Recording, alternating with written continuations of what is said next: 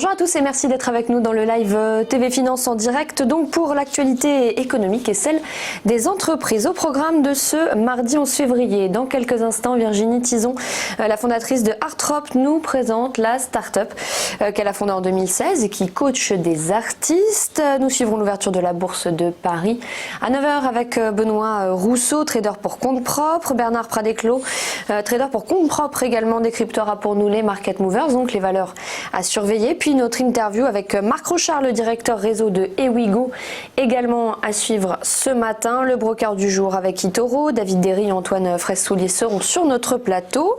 Et puis nos programmes à ne pas manquer également dans la matinale de l'entrepreneur Lionel Barbier, fondateur de Taille Property Promotion, est notre invité. Nous recevrons également Philippe Cachot, dirigeant de Je Booste Ma Boîte, et Françoise Van Robès, expert comptable. Et puis enfin dans notre programme entreprise et innovation, nous recevrons Guillaume Labensky, fondateur d'Urban Cider, nouvel acteur du tourisme. Avant ça, les informations qui ont marqué l'actualité ces dernières 24 heures. On commence avec l'ambassade de Chine en France qui a mis en garde notre pays contre d'éventuelles mesures discriminatoires à l'encontre de Huawei dans le cadre du déploiement de la 5G dans l'Hexagone, se référant dans un communiqué à des reportages récents dans plusieurs médias français. La représentation diplomatique évoque des mesures restrictives contre l'entreprise, donc que la France envisagerait de prendre. Fin janvier, l'Union européenne a ouvert partiellement sa porte à Huawei pour développer la 5G en défiant les Américains. Numéro 2 sur le marché des smartphones, désormais le géant chinois des télécoms s'est imposé dans le développement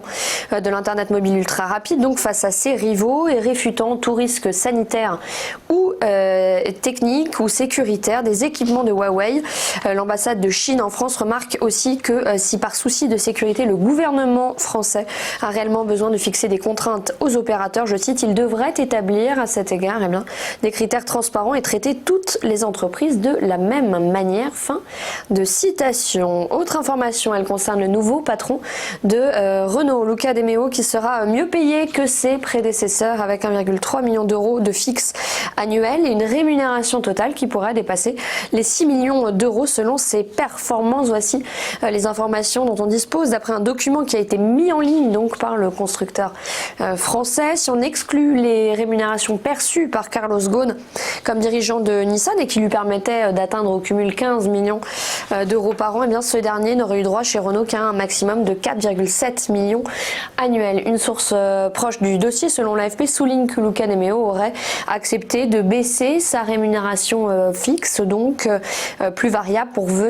pour accepter de venir chez Renault. Le dirigeant italien qui prendra ses fonctions de directeur général le 1er juillet aura droit à un montant fixe de 1,3 million d'euros par an payable en 12 mensualités, donc selon les modalités communes. À cela pourrait s'ajouter donc une rémunération variable annuelle pouvant atteindre au maximum 150% du fixe. Et puis en outre, il pourra percevoir chaque année une rémunération variable à long terme atteignant 75 000 actions Renault. Enfin, un mot sur Amazon qui souhaite que Donald Trump s'explique sur l'attribution par le Pentagone d'un méga contrat de 10 milliards de dollars à Microsoft, le groupe de Jeff Bezos, qui estime, je cite, que le président Donald Trump a une animosité personnelle bien connue à l'égard donc de monsieur Bezos d'Amazon et du Washington Post. Voilà la demande d'explication devant la Cour de justice qui a déposé Amazon. Le leader du marché du cloud aux États-Unis était donné favori pour l'obtention de ce contrat donc de 10 milliards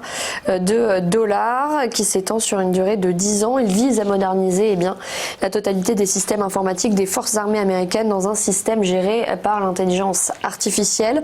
Depuis que Microsoft l'a remporté en novembre, Amazon accuse Donald Trump donc d'avoir piloté le choix du Pentagone sans considération pour les arguments objectifs. Petit point maintenant sur la bourse avec les bourses européennes qui ont fini la séance d'hier dans le rouge mais loin de leur plus bas du jour. Le CAC 40 a terminé en baisse de 0,23%, le FTSE a cédé 0,27%, le DAX allemand a abandonné 0,15% et enfin l'Eurostoxx 50 a baissé de 0,14%. Du côté de Wall Street, le Dow Jones a gagné 0,60%, le S&P 500 a pris 0,73% et le Nasdaq a gagné 1,13%. Enfin, Enfin, au Japon, le Nikkei a clôturé en baisse. Et le Nikkei qui a perdu donc 0,6% et le Topix qui a cédé 0,72%. Voilà pour ce point actualité et puis ce point bourse. Restez bien avec nous, le Live TV Finance continue dans un instant avec notre première interview. À tout de suite.